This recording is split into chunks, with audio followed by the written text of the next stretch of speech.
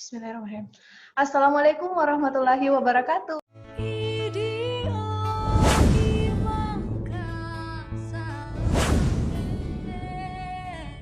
Apa kabar Sobat Surai Selebes dimanapun Anda berada? Semoga kita semua senantiasa dalam keadaan sehat walafiat di tengah pandemi COVID-19 ini. Oh iya, berbicara mengenai COVID-19 ini, kita bukan dianjurkan sih, tapi memang wajib untuk selalu menjaga kebersihan diri. Yap, pada masa pandemi COVID-19 saat ini menuntut semua orang agar dapat menjaga diri dari virus corona, serta dapat bekerja sama dalam memutus dan menanggulangi penyebaran virus tersebut. Berbagai kebijakan telah diterapkan, mulai dari social distancing, physical distancing, hingga PSBB. Ada berbagai cara yang dapat dilakukan untuk meminimalisir penyebaran virus corona ini. Salah satunya dengan cara kembali menerapkan sistem kearifan lokal yang telah pudar di tengah masyarakat. Nah, kali ini kita akan membahas penanganan corona dengan kearifan lokal pada masyarakat Bugis menggunakan BEMPA. Ada yang tahu apa itu BEMPA? Ya, mungkin saat ini BEMPA sudah jarang kita temui, namun saya yakin anak 90-an pasti tahu ini. Baiklah, pada kesempatan kali ini kita akan bahas seputar BEMPA dan virus corona bersama budayawan muda kita, Abdi Mahesa. Agak kareba, Abdi? Alhamdulillah, Madece Decing. Assalamualaikum warahmatullahi wabarakatuh. Kuru Sumanga. Waalaikumsalam warahmatullahi wabarakatuh. Luar biasa sekali bisa berdiskusi dengan Abdi di tengah kesibukannya saat ini. Ya, selain aktif, selain aktif membawakan materi seputar budaya, ada kesibukan lain? Kuliah mungkin? Ya, kesibukan saya kewajiban yang ditempuh oleh mahasiswa semester akhir, di mana kesibukan ini merupakan prioritas yaitu menyelesaikan skripsi. Jadi kesibukan sekarang ini selain mengisi materi dan berbagi informasi juga lebih menekankan dan memprioritaskan pada urusan akademik. Saya kira seperti itu. Luar biasa sekali. Oh iya, saya lihat Abdi ini ada profil yang dikirimkan oleh panitia pelaksana. Abdi juga sedang mendirikan komunitas Maruki. Mungkin bisa di-share seputar itu?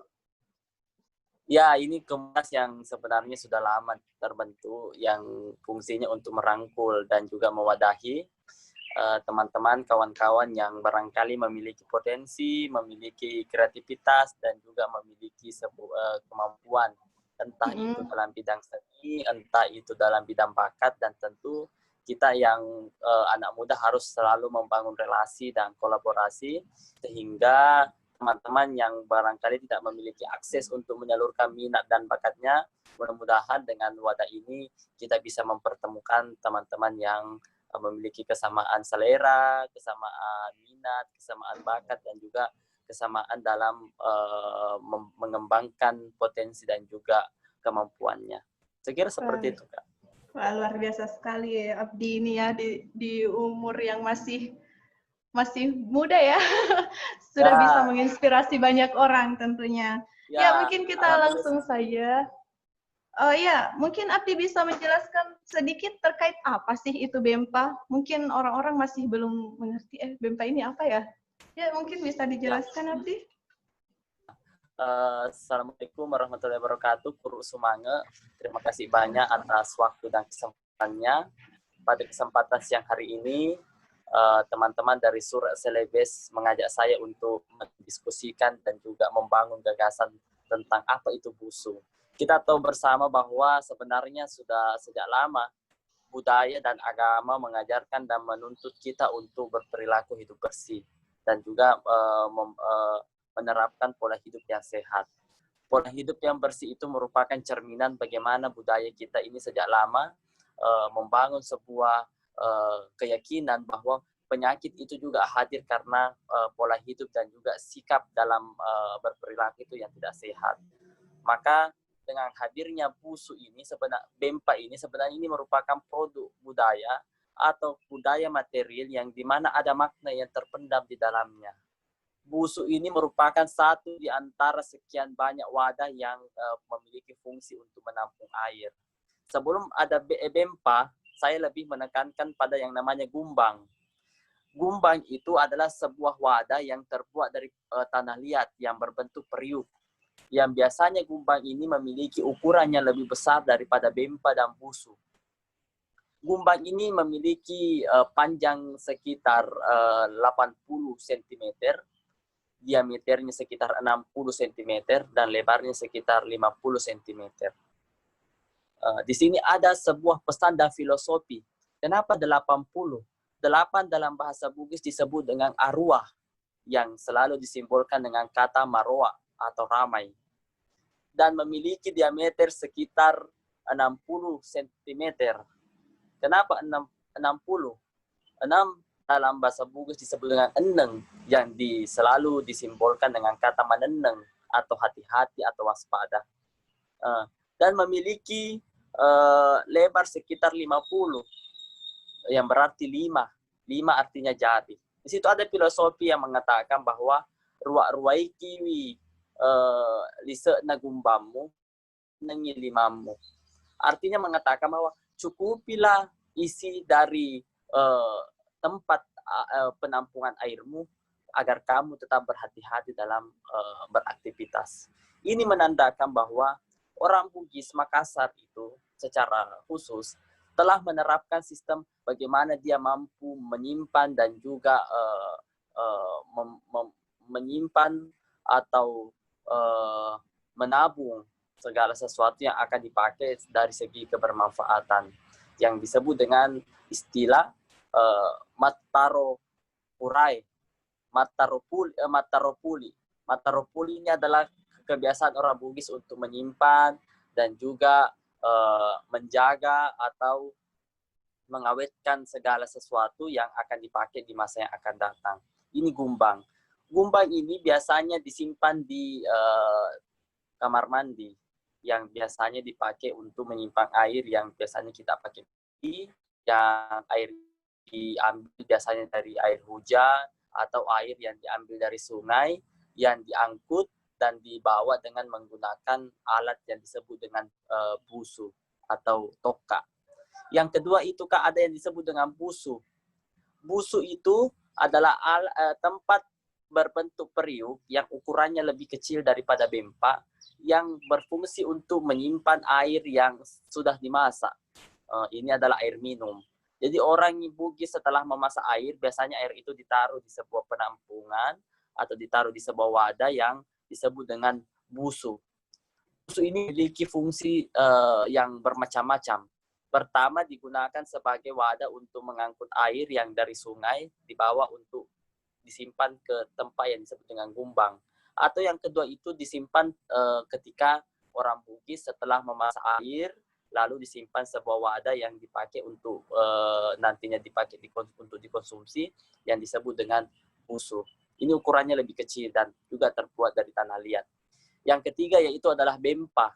Bempa ini biasanya berada di depan tangga atau di depan pintu masuk di sekitaran Walasuji, orang-orang Bugis yang sebenarnya mengajak kita untuk mencuci kaki sebelum naik ke rumah.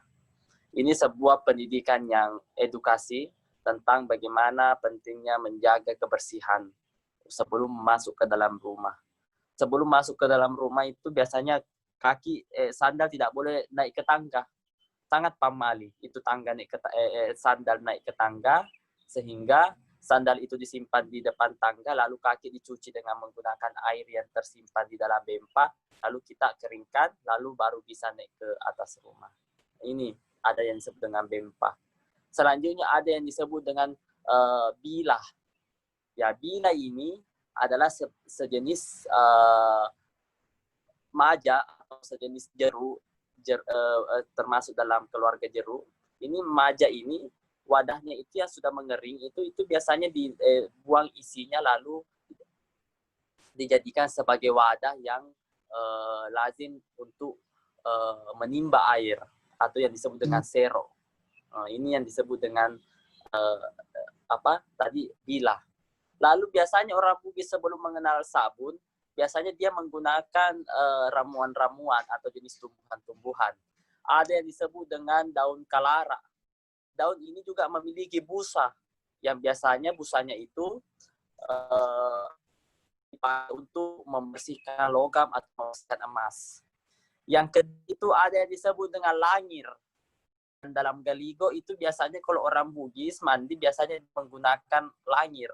Disebut dengan cemalangi. Langir itu sejenis tumbuhan yang juga memiliki busa yang dianggap memiliki efek untuk menghilangkan daki-daki dan juga termasuk menghilangkan bakteri yang ada atau penyakit yang menempel di sekitar di luar tubuh. Itu ada 2 jenis tumbuhan. Jadi itu orang Bugis itu di dalam Galigo, saya mau menyentil sedikit dengan Galigo, ada syair yang penggalan isinya yang menyeru, yang berkisah tentang sanitasi. Yang isinya itu tentang mengatakan bahwa Dio Mario Rijompie, artinya mandi dengan sukaria di bawah pancuran. Nari pacakeng lemu arulu, dan itu mandi dengan menggunakan perasan jeruk limau. Dari pasigasa pas sampuale torilangina. Lalu diramu dengan lulur orang-orang langit. Jadi dulu orang Bugis sebelum mandi dia berlulur. Mapalimpau, mapedarasa, menghilangkan daki dan noda di sekitaran tubuh. Dan ada yang disebut dengan risigi-sigi walua malamolona.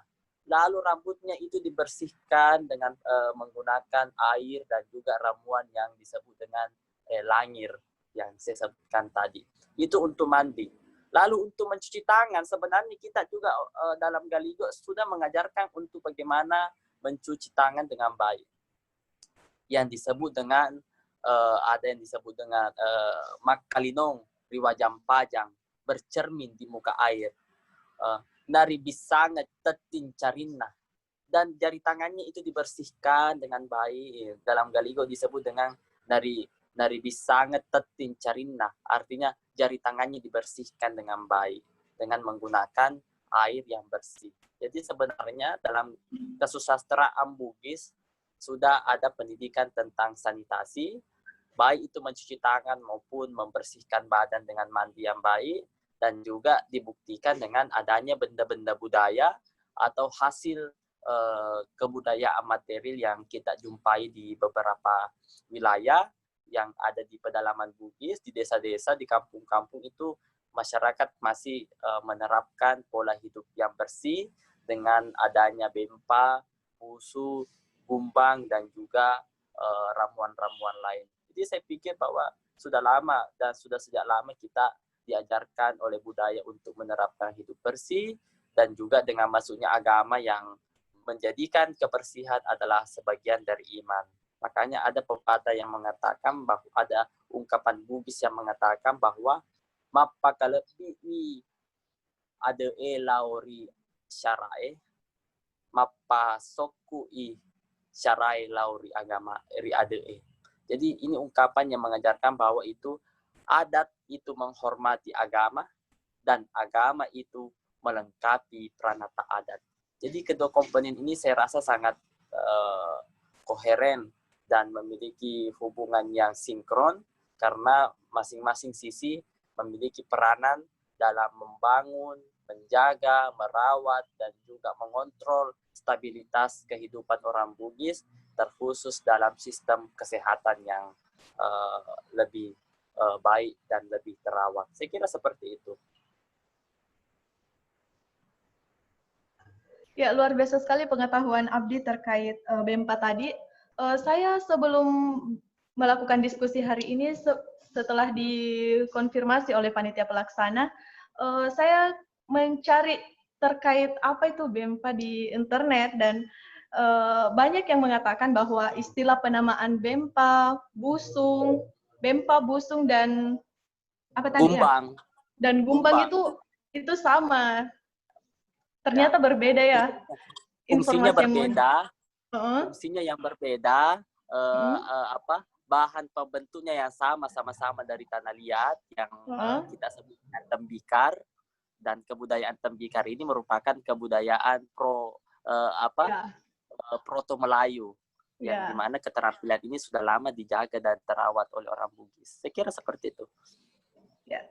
Luar biasa sekali. Abdi, sekarang saya ingin bertanya mengenai bagaimana pandangan Abdi terkait fungsi BEMPA saat ini di tengah pandemi COVID-19. Ya, mungkin Ya, bisa dijelaskan sedikit, Abdi? ya, saya kira dari dulu sejak terbentuknya inovasi yang disebut dengan BEMPA, tidak ada perbedaan fungsi hari ini dan yang dulu sampai hari ini. Fungsi BEMPA tetap memiliki peranan sebagai media sanitasi, dan ini merupakan sebuah alat atau wadah yang memiliki peranan untuk membersihkan kaki. Jadi sebelum adanya COVID sampai dengan adanya COVID itu, fungsi BEMPA dari dulu sampai sekarang tidak pernah berubah. Justru di zaman sekarang ini BEMPA menjadi bahan perbincangan yang menarik, menjadi sebuah yang ditelisik tentang bagaimana eksistensinya yang ternyata telah lama diterapkan, bagaimana pola hidup yang bersih dan sehat. Jadi saya pikir bahwa BEMPA akhir-akhir ini sangat menjadi sorotan, di mana pemerintah kita menghimbau dengan melakukan pola hidup yang bersih, yang sehat, dengan menggunakan hand sanitizer, dengan menggunakan masker atau segala macam. Ternyata telah lama orang Bugis menggunakan BEMPA itu untuk air. Tapi juga ada yang lebih menarik bahwa sebelum ada aturan bahwa kita harus mandi setelah sampai di rumah, ternyata itu di bawah rumah orang Bugis ada semacam bilik yang digunakan untuk mengganti pakaian. Sebelum kita masuk ke rumah, kita harus ganti baju, kita pakai baju yang lebih bersih, dan baju yang kita pakai keluar itu yang akan dicuci. Jadi itu yang jadi pesan. Jadi kita sekarang ini diajarkan untuk mandi. Sampai di rumah mandi, ternyata orang Bugis sudah lama menerapkan itu. Ganti baju itu di bawah rumah itu, di kolong-kolong rumah itu, ada kebetulan kamar kecilnya itu di bawah, di dekat sumur. Jadi dia ganti baju di situ, ambil baju baru diganti, itu baju yang telah kotor, yang telah dipakai keluar itu yang direndam, yang akan dicuci. Jadi insya Allah ketika kita masih menerapkan itu yang disebut dengan pengetahuan lokal atau kearifan lokal, mudah-mudahan ini sebagai langkah awal memutus mata rantai penyebaran COVID. Ya, luar biasa sekali, Abdi. Saya terkesan dengan pengetahuan Abdi. Ya, saya pikir bahwa anak muda sekarang itu juga penting untuk mengenal identitasnya. Dan ternyata sekarang identitas mulai memiliki peranan yang memuncak. Ketika sekarang orang mulai mencari solusi-solusi, ternyata di sekitar kita ini masih ada yang menerapkan itu. Ya. Begini, saya ingat ya, kan di kampung itu biasa orang Bugis menggunakan rumah kayu ya, rumah panggung, Ya. dan hampir di setiap rumah pasti ada BEMPA di anunya, ada BEMPA di ya. depan tangganya kan. Dan jadi BEMPA itu kan kebanyakan isinya air mentah. Jadi ketika airnya itu sudah dimasak, airnya itu disimpan di sebuah wadah yang disebut dengan busuk. Ya. Bahkan saking memang kayak sesuatu yang wajib begitu keberadaan BEMPA ini di dalam satu rumah. Bahkan saya ingat sekali dulu ketika BEMPA kan bahannya tanah liat, jadi gampang bocor kan. Kalau bocor ya pasti ditambal dengan semen lagi sampai permukaan BEMPA-nya itu sendiri nggak kelihatan begitu. Ya betul. Ditepang, di dalam bahasa Bugisnya disebut dengan ditepang. Diambil semen atau diambil tanah liat itu ditutup itu yang bocor supaya bisa kembali menampung air. Dan juga ini tahan lama ini. Ini tidak sama dengan yang terbuat dari plastik. Kalau plastik itu gampang pecah, gampang gampang rusak sekelilingnya. Tapi kalau BEMPA itu biasa bertahan sampai 10 tahun. Bahkan sejak kecil saya menggunakan di rumah nenek saya masih ada BEMPA, dan sekarang ketika saya ke sana BEMPA yang saya lihat waktu saya masih kecil masih bisa saya jumpai sampai sekarang, dan memiliki fungsi yang tidak pernah berubah. Namun sekarang masih ada ya orang yang menggunakan BEMPA. Di rumah saya juga masih menggunakan BEMPA. Ya, sebenarnya. Cuman dialih fungsikan jadi pot gitu. Oh iya betul, alih fungsi jadi pot.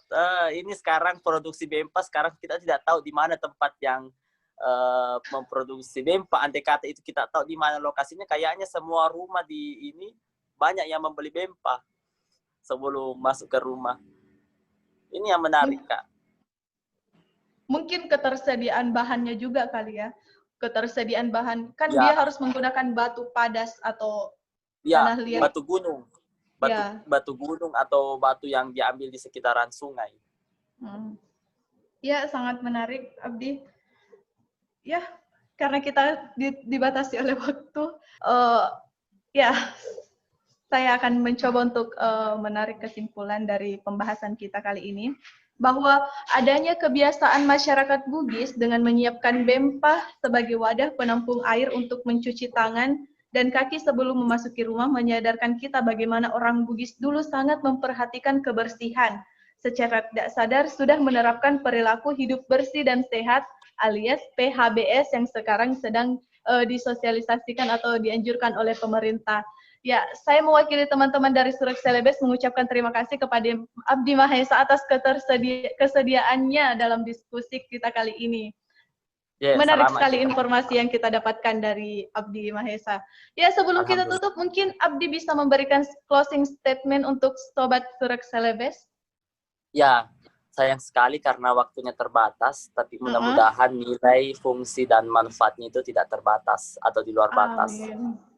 Jadi saya pikir bahwa Surak Celebes ini sekarang memiliki peranan yang dibutuhkan di masa sekarang, bagaimana bisa mensosialisasikan, mempublikasikan, dan menyebarkan virus-virus identitas masa lampau.